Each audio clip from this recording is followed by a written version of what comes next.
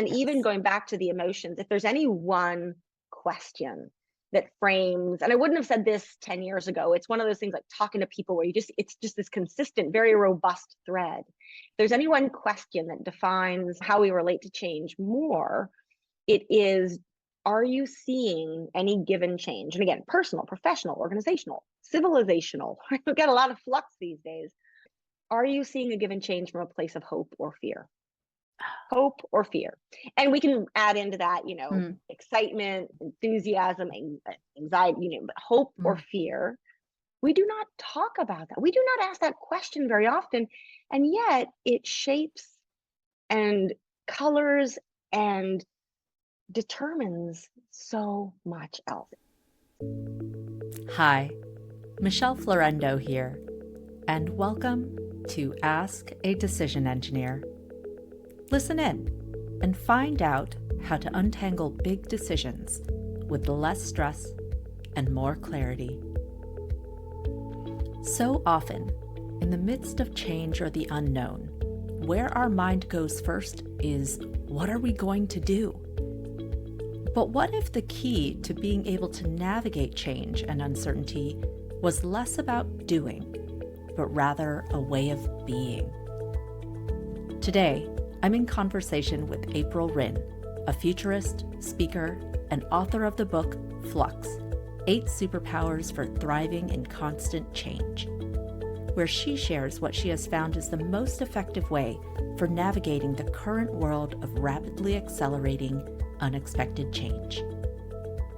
We talk about the illusion that keeps us from seeing things as they are, why cultivating a flux mindset now is more important than ever before, and some of the superpowers that can empower you when responding to change and making decisions.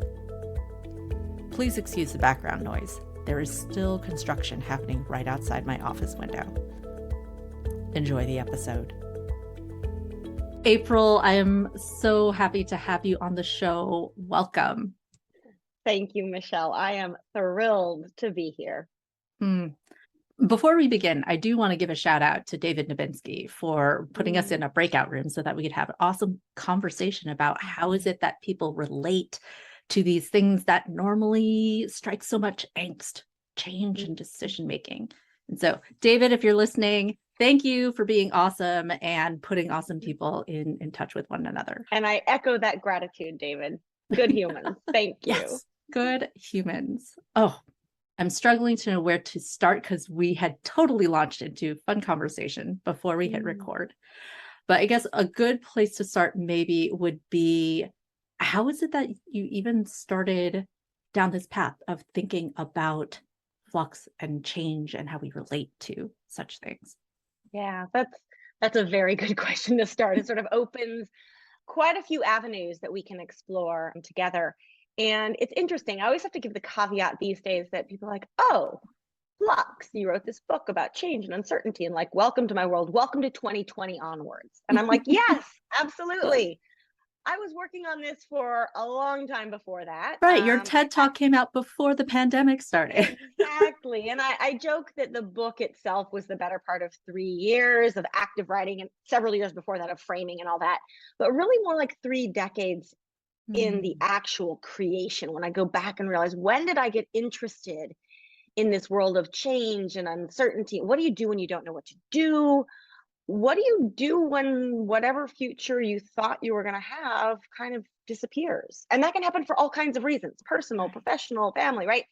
And so basically, I like to just sort of give the intro that the 3 main lenses that I try to bring to change and uncertainty are, first is, and then the second one is that of a global citizen, or just a global lens on change. And so in this regard, I've traveled quite a bit, I've worked quite a bit, sort of more than 100 countries of direct exposure.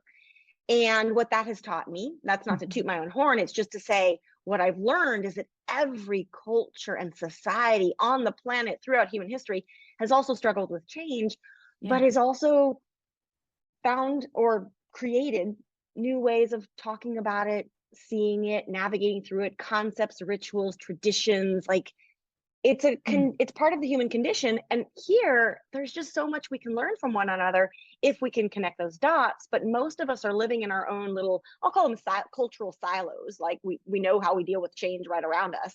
Mm-hmm. That's just a fraction of what human wisdom can offer. So that's the second piece. And then last but not least, it really is like, I started getting interested in this because of my own lived experience, my own human story with change and uncertainty.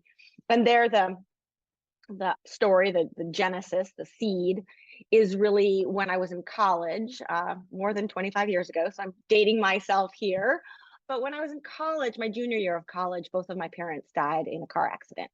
Mm-hmm. And I was halfway around the world, and I got this phone call of the proverbial, "Are you sitting down?" Right? And I was 20. My life just kind of changed. And I'm not saying good or bad. I mean, I love talking about it. I know I just inserted a kind of difficult topic in the conversation, but it's really where my journey begins. And also, what's fascinating is I never would have imagined that I'd be sharing that experience with a lot of people many years later.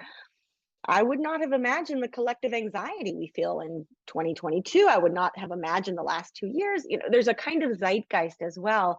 But I bring that up because it's fundamentally about the human relationships and emotions and quirks that we have about change that got me interested in it. But then ever since then, I've just been layering other perspectives, other disciplines, other experiences on that, and obviously doing a lot of research and observing and talking to others.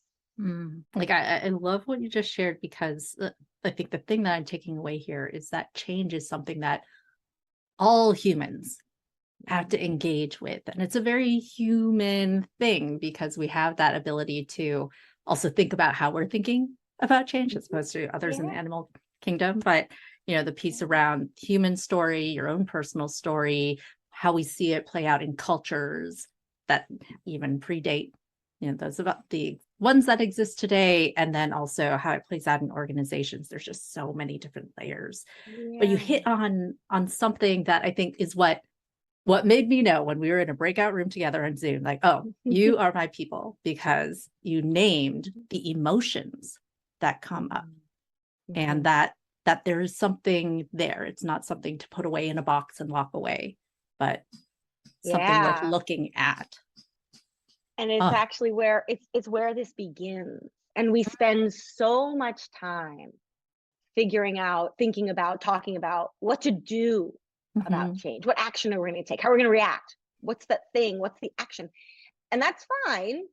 Like I was saying earlier, like you often do need to take some kind of action. Sometimes you actually, the best thing you can do is just sit still and wait for whatever change is, hang on to see what's going to actually play out. But the fact is, we just focus on the doing. And yet, so much of the kind of change that we struggle with most, it's all about, who do we want to be? Who do we want to become? How do we feel about this change? And I always joke, I'm walking a fine line between, very much business strategy, change management, we can talk about later. I actually got so fed up with conversations about change management, which has continued to lead me more towards the mindset end of things. But I often joke, like, it's not a therapy session, but it can be very therapeutic, because I'm walking this fine line between business and strategy, but also, I don't want to call it self-help, but self-awareness. And that is where this all begins. And even going back to the emotions, if there's any one question that frames, and I wouldn't have said this 10 years ago, it's one of those things like talking to people where it's just this consistent, very robust thread. If there's any one question that defines how we relate to change more, it is, are you seeing any given change? And again, personal, professional, organizational, civilizational. We've got a lot of flux these days. Are you seeing a given change from a place of hope or fear? Hope or fear? And we can add into that, excitement, enthusiasm, anxiety, but hope or fear. We do not talk about that. We do not ask that question very often. And yet it shapes and colors and determines so much else. It determines whatever. I can assure you that if you're setting strategy, and you're just talking about how do we set the strategy, and you don't know if you or the other people around the table are coming from a place of hope or fear, I can assure you that you're not going to set the best strategy. You're not even going to know, right? Yeah. And so that's what I'm trying to help people course correct and do, again, in their personal Hmm. lives and their professional lives and teams, you name it. But yeah, the Right. emotions, I'm not really into the woo woo, but you Hmm. realize the There's human condition data is what there, exactly. right? Yeah. Like one of the Yep. things that I talk about in decision making is how the emotions that are at play point to things that are Yeah. important to consider in the decision making. And so when you talk about are you viewing something from hope or fear, whether you're holding hope or fear will inform, okay, what are the objectives that you are holding and prioritizing, or what are the set of options that you may be looking at and considering. And so I think Yep. there's something real there, even though Yeah. it's related to emotions, that has an impact on business and these other realms that may not be used to talking about the feelings. Yeah. And if I can riff on that a little Hmm. bit, also it's sort of a related theme or lens that we can turn on this concept. And that's that this very same change might make you feel hopeful and me feel fearful. Mm. The very same Hmm. change might be easy for you and really hard for me. And what's fascinating is that change, like it's one word, we treat it like one thing, like it's all the same. It's like, no, change is messy. It's confusing. I like to say that we love it and we hate it. And I often meet people and they're like, wait a minute. I love change. I'm a change junkie, right? And I'm like, okay, hold on a minute, time out. Let me add something here. Yes, you, me, most humans love changes we can opt into. Ooh. We love changes we can control in some way, right? So you think Hmm. about everything from getting a new job, a new relationship, a new haircut, a new adventure, like those are all changes and we love them. Me too, right? Hmm. But most humans, including myself, I'm exhibit A for a lot of these topics. We really struggle with changes we don't control. And that could be because it blindsides you on a random afternoon. It goes against your expectations. It disrupts your plans. The last 2 years, I've seen a lot of that kind of change. Like, I haven't met a single human, like, correct me, send me this person or tell me if it's you, but like any human who's like, whoa, that just sideswiped me. I loved it. They're like, no, like you might be able to get there, but you don't start there. And my concern, and again, a piece of the seed of the book is that there's more of that kind of change ahead. There's more of the change we can opt into too, but there's definitely more of this change that you had no control over, you didn't see coming. Right. And so we could all use some help. But I bring that up because, like, the messiness of change, like, what kind of change are we talking about? Yes. Part of change is really easy. That's not the part I'm talking about. And that's not the part that gets us in trouble. Right. Oh, Mhm. this piece that you brought up around just the discomfort around not being in control reminds me of something you were talking about, I think, in a separate talk about how we're heading toward that type of future where less is going to be in our control. And we've already been moving away from a fixed world that may not have had so much change, or at least at the pace we see today, to one that is more in flux. Yeah. And so tell me more about why this is the conversation we need to have at this point in time. Yeah, and I always like to frame this backdrop, if you will, like, Mhm.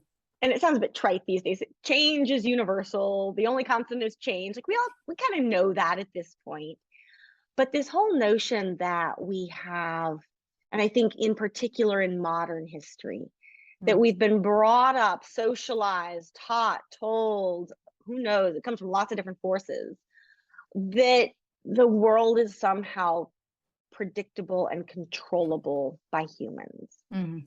And we've been on this path for quite a while. And technology drives that narrative too, of like the more apps we have in our hands, the more Mhm. devices we have access The to, more the better we data can we have, control. the more we can Precisely. And predict. there are some things like little changes like, oh, there's a traffic accident. My technology can help reroute me. That's a change. Okay, I grant you that sort of thing. But when we start looking at very much certainly the existential changes, the bigger changes around life and death and society and tolerance and trust and all this stuff, it's like, whoa, no, technology is not the be all end all, but Mhm. also that a lot of what we've been taught is a kind of illusion. Mm, This illusion, I think, of certainty, this yeah. illusion of control. We've always wanted it because it's what makes us feel safe and stable. And my Right. goal is not to like unsettle people. It's just to say, hold on a minute. We've all had a kind of veil over our eyes for a while. Mhm. And, huh, it's been yanked off a little bit, torn a little bit here and there in the last few years, I think, in Yeah. particular. But the reality is, it was always that way. We just managed to kind of delude ourselves a little bit better. And moving forward, the future is more unstable, it is more uncertain, it is more unknown. But that's not a reason for fear unless your only belief is that we have to predict and control and have, full domain over it. This this moment in time that we're in, there's just this huge opening. There's Mm, this huge kind of awakening, maybe a little bit of an overstatement, but this, you can tell that new oxygen is being breathed into a whole bunch of new opportunities and ways of seeing and ways of being and ways of showing up. And none of that would be possible if we believed that everything was predictable and controllable. So I feel like we mhm. are in this broader flux too, in which I think particularly the whole certainty we can predict and control. If you do the research, a lot of that does begin, and I'm generalizing a bit here, but Yeah.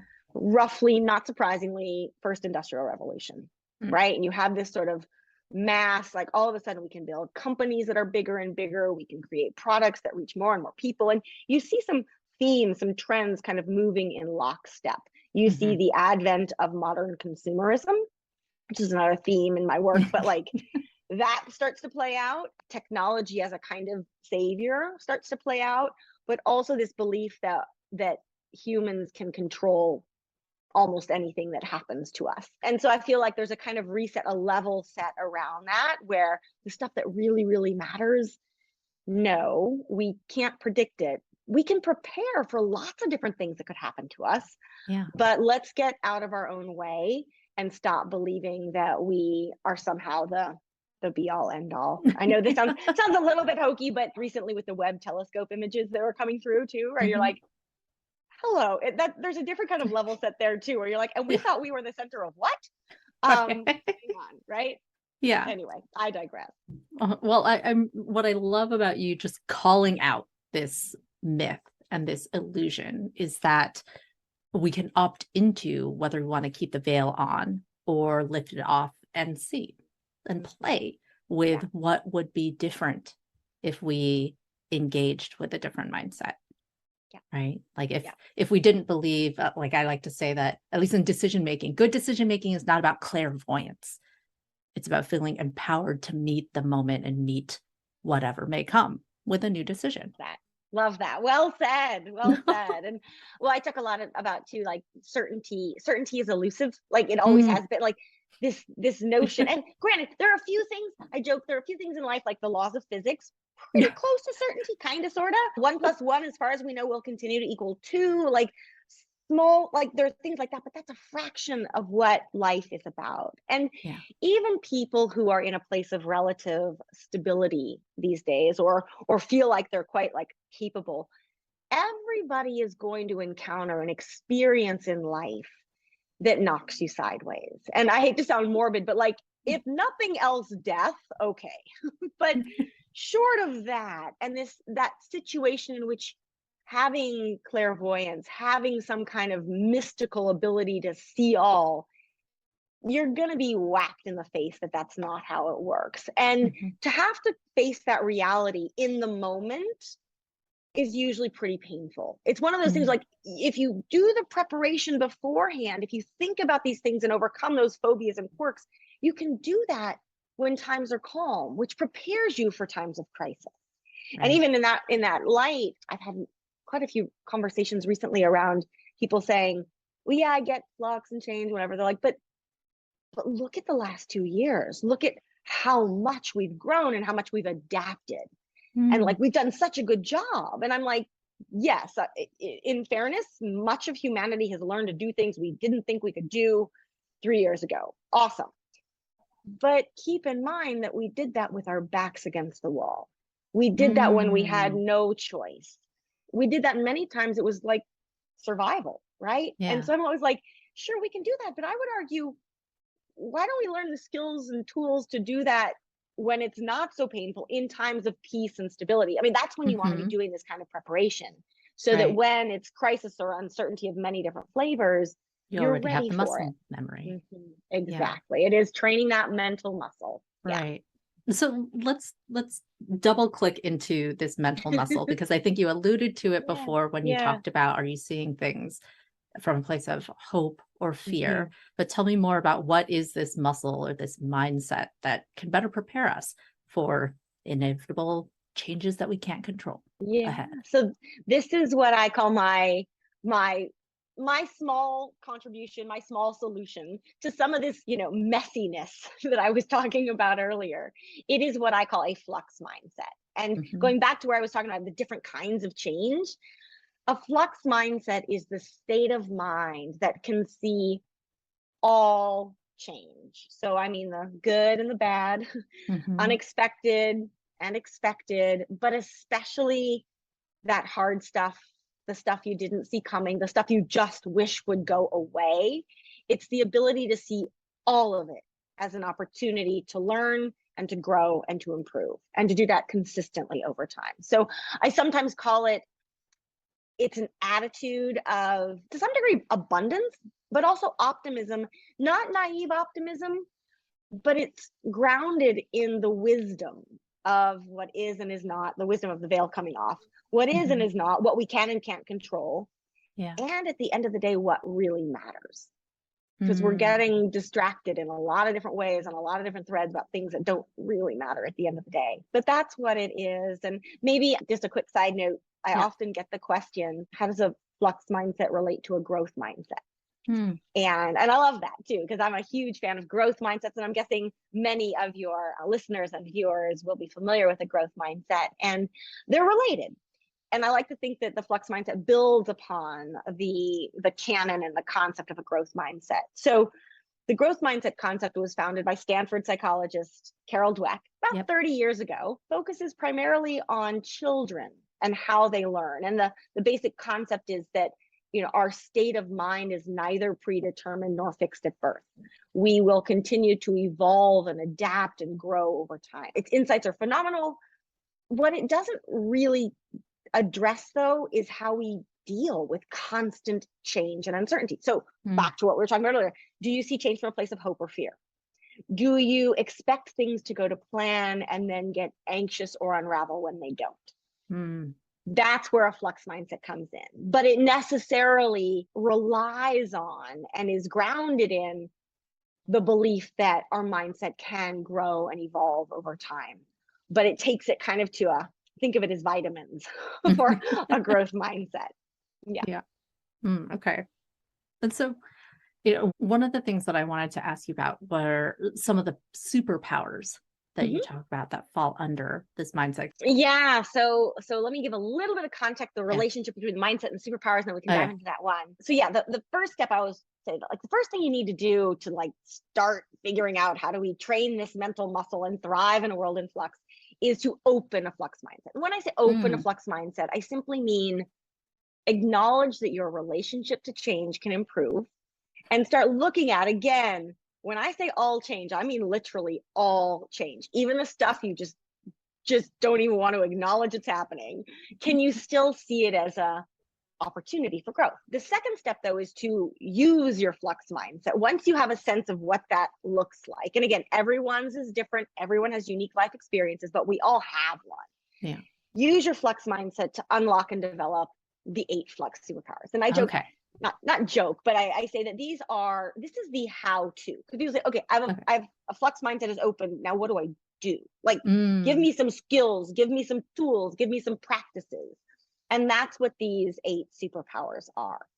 And I always have to give the caveat that, like, they're all counterintuitive. A lot of them go against what we've been taught, and that's because a lot of what we've been taught assumes that the world is neat and orderly and tidy Right. and predictable. And I'm saying, actually, it's not. Also, just a quick context setting Yeah. detail. is that the superpowers are a menu, not a syllabus. And what I mean by that is you do not have to study 1 before 2 or 2 before 3. You can practice just one, you can look at, and I just say, follow your curiosity, because that's exactly it. They do enhance one another. Like when you practice one, you start seeing the others in a more holistic light, but you don't have to, there aren't any gating factors. And I even joke with people that in my book, there are 8 chapters, 8 superpowers. You can read the book backwards and it keeps its integrity. But this notion of curiosity, and what I encourage people to do is, thus far, in the vast majority of cases, there's likely to be one or more, hopefully more, at least one superpower that like piques your interest. They're like, ooh, yeah, I could use that. And there's probably going to be at least one that either makes you cringe or makes you go like, what? Like, that's just completely not what I was taught. That's not what I believe. And I always love when that happens, because it's like a signal of where your relationship to change might need a little extra attention. It's a signal for where to start. So one of these 8 is know you're enough. And I can run through all 8 if you'd like, but we can, do you want me to do that? Actually, yeah, go ahead. Okay. And then we'll I can dive do in. it. I can do each of these in a sentence or less. So in the order in which they appear in the book, the first superpower is run slower. People are like, what? That's not what I was taught. So there you go. Counterintuitiveness. But this is about not just anxiety and burnout, but this is all about how do we make wiser decisions. You cannot make a wise decision if you are running 100 miles an hour with your hair on fire. Can't happen. And that's a lot of how we're living our lives these days. The second one is, it's funny when I think about it, all of them have implications for decision making. Which is why you're here. Here. But in different ways. So that's what run slower is the first one. The second one is see what's invisible. This is all about identifying our blind spots, but also discovering new insights, new sources of value, new opportunities, that sort of thing. The third one is get lost. This is all about stretching beyond our comfort zone and our relationship to the unknown. So if you think of it for decision making, a lot of times when we're in unknown territory, we freeze. We don't make a decision, right? And then often come to regret that later. But this is about our comfort with actually celebrating being lost, not as a flaw, but actually as a strength. The fourth one is start with trust. So this is all about nurturing relationships and navigating change together. And I will also just say, if there's any one superpower that's like plays an outsized role, trust. When it comes to navigating change well over time, nothing matters more than trust. And that's trust in others, trust in yourself, trust in that the sun will rise tomorrow kind of thing. So that one gets really, really rich and really complex really fast. The fifth one is know you're enough. So I'll come back to this in a minute. I'll hold on for a moment, so I'll come back to it. The sixth one is create your portfolio career. This is unique in that it's really geared towards the future of work that's in flux. And this is about how do you think about the shape of your career and how do you design and own a career that is fit for a future of work that is in flux. And so the punchline is it's not a career ladder. It's not a path to pursue. It's much more like a portfolio to curate, like an artist or an investor would, which is how you and I originally met. The seventh one is be all the more human. This is all about our relationship to technology and the tension we face in that we're spending ever more time with our devices, but ever less time with one another. And the last one is the one that if none of these have made you cringe thus far, this one usually does.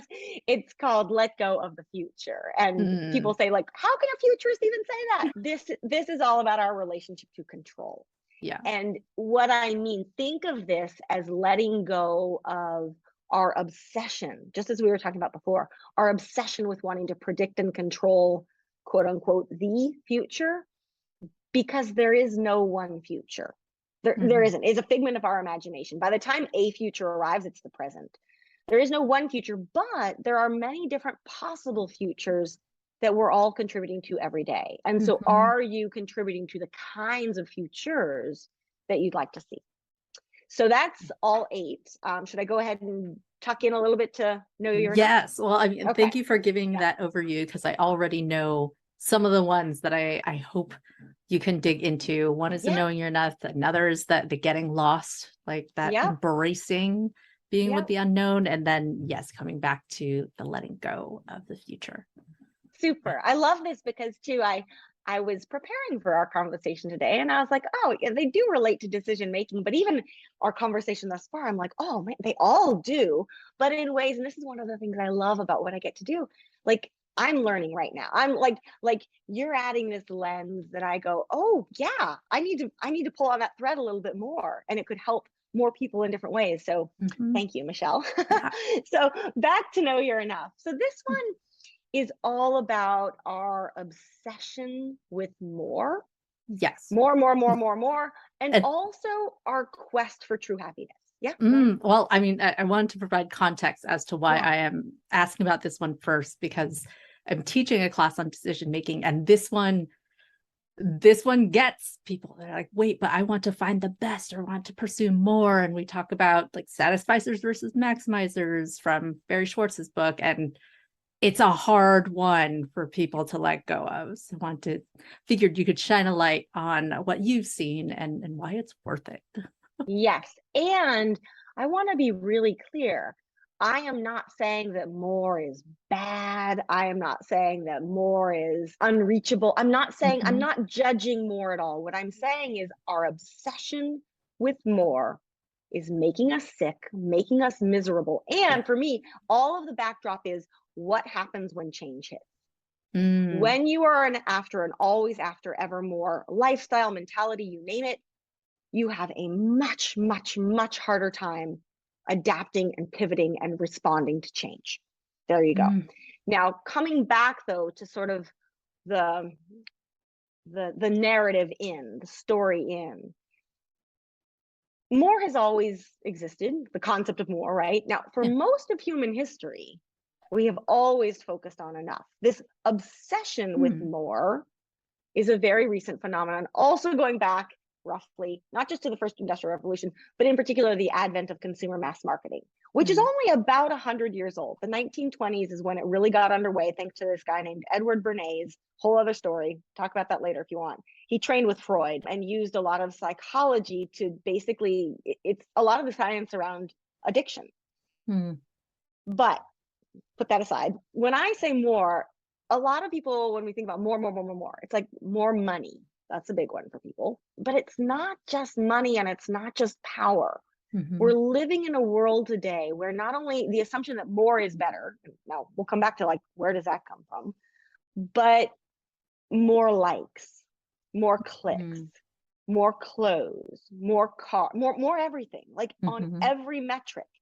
And that is what's making us sick, because what I'm here to say, stealing a little bit of my own thunder, is that more does not make you better. You are actually already enough, and every human is already enough. And Mm, the messaging we're getting is we are making ourselves, and when I say sick, I mean physically to some degree, emotionally, mentally, mhm. and both economics and psychology are at play here. So in a hyper consumer world like we're in today, Yeah. the goal of consumer driven companies is to get us to buy more stuff. That's how they succeed. That's Right. how the economy, and what we're told, I mean, the classic case is 9/11 happens. And what are we told to do? We're told to go shopping. Wait, what? Our role is to keep the consumer economy humming along. Oh, that's a whole other, we get into the etymology of economy and all the rest. But what's happening is that we've now found ourselves in a situation in which we believe, thanks to social media, thanks to the goals of consumerism, Mhm. we believe, many people, I would say, believe that they'll never have enough, do enough, earn enough, and Mhm. most disconcerting, they'll never be enough. Only if they buy that product or that service will they be successful, beautiful, whatever. And it's like, wait a minute, how did this happen? Each and every human, from the moment you're born, you are already enough and you don't need anything to become someone, that sense Mm, of striving to be somebody that you're not. No, you're fine as you are. right. So it's a different take on, is more, well, we can also be really clear. When we say more, what kind of more are we talking about? What kind of growth? Who benefits? That sort of thing comes into play as well, because more CO2 emissions, not better. More traffic congested streets, not better. More, and yet we have this, again, this script running in our head, this program. And so that's what we start to get into, because what you discover from the perspective of change also is that always after ever more, it is exhausting, it is expensive, and it kind of clogs your brain from thinking about other things that might actually matter. And then when change hits, the more, and here you can think about a lifestyle change, a business change. If you're more, you have a lot more that you have to actually rework. You have a lot more. You see what I'm saying? Yeah. Versus, and I joke, it sounds a little bit trite, but I can assure you that knowing you're enough, maintaining your enough, appreciating and enjoying your enough is way closer within reach. It's way easier to do. It costs a lot less money, et cetera, et cetera, et cetera. So people often find that we take it for granted that more, because it's just, we're surrounded by it. And I do some talks also with universities, young people. Of all the 8 superpowers, this is probably the most popular among young people, because the number of youth by the age of adolescence, they've already adopted the I will never be enough. And one final riff on this, in the book, the title is Know You're Enough, Y-O-U-R. People are like, is that a typo? I'm like, no, knowing you're enough is your point of balance, harmony, sufficiency, right? That balance, not too much, not too little, but it includes knowing that you are enough just as you are. So it's both your and your, little play on words.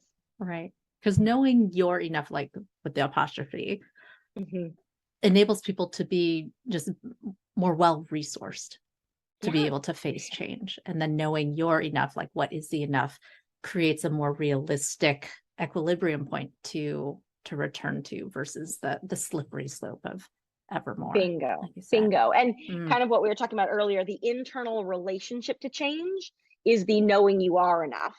Right. And then that translates into what is your enough, your point of contentment, satisfaction, sufficiency. Which doesn't preclude striving for more, more dignity, more integrity. It's interesting. Humans, modern day humans, certainly in the US, we tend to be kind of over-indexed on stuff, like we just have too much of it, but we're under-indexed on a lot of this humanity stuff. We have too much in our closet, but we don't have enough integrity in our lives. We have, and so you start doing that kind of calibration. There's a fun exercise we'll do around your enoughness. In your life, what do you have too much of? What do you have too little of? So that's another conversation for another day. But yeah. I'm looking at the time and like, oh my gosh. I mean, I feel like we could probably chat and riff for hours. But I did want to get to the piece around, I work with so many people who have a fraught relationship with the unknown and uncertainty of the future. And so I'm curious, what insights and what wisdom would you want to share with folks who resonate with that?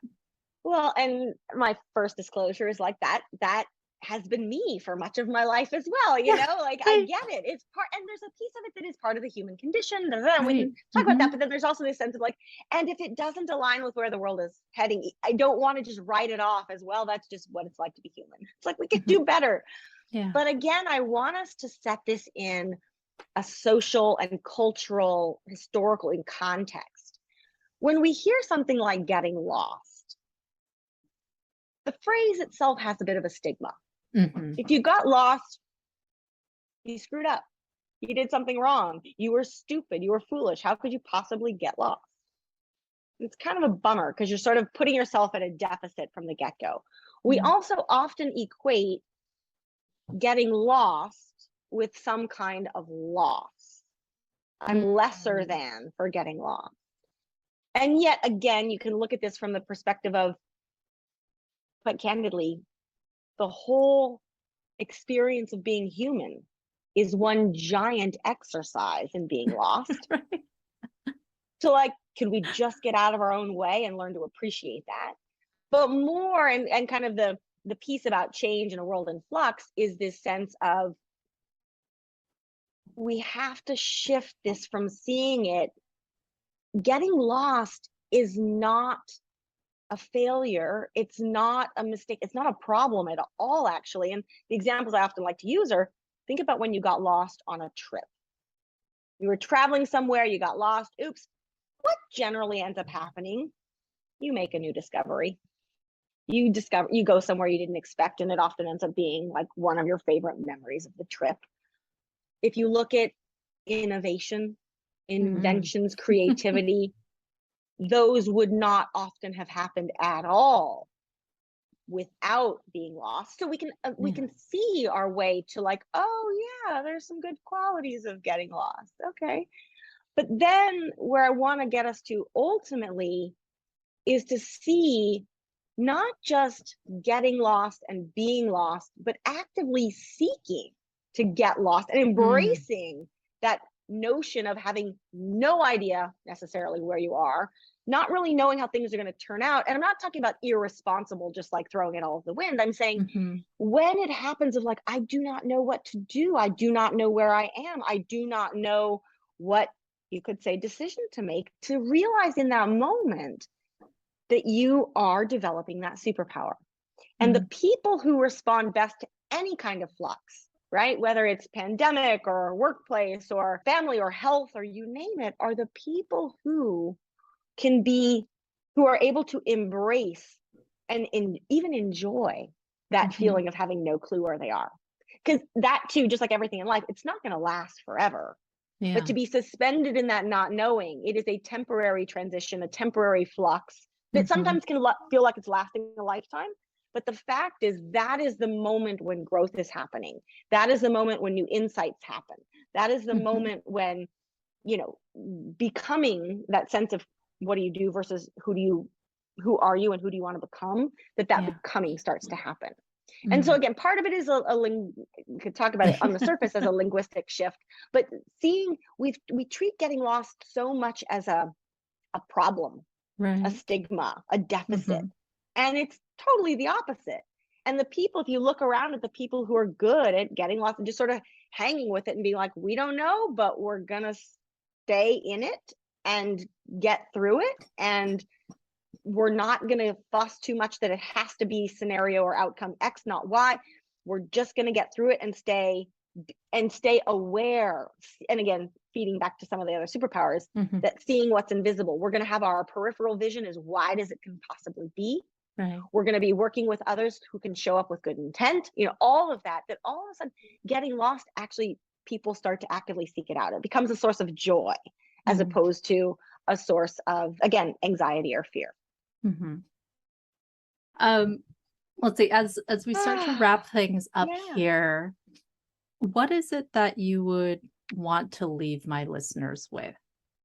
If there's anything that you want to make sure they're taking away. Yeah, well, the short suggestion is that when everything is in flux, everything, and I would say almost everything is in flux today. The easier question is what's not in flux. It's a pretty short list. But when almost everything is in flux today, everything can benefit from this flux mindset and these flux superpowers. And what I really love is that from a decision-making perspective, with that as the goal, that each of the superpowers can lend context and, again, vitamins to that process. But these are specifically around decisions when you don't know what to do, when whatever you thought was going to happen changed. Yeah. And so that's really it. And what I love is make it yours, make of it what you will, because each person deals with change in a different way. And so I'm trying to make these ideas as accessible to everyone on their terms as I can. So I hope we've painted a bit of that canvas together today. Yeah.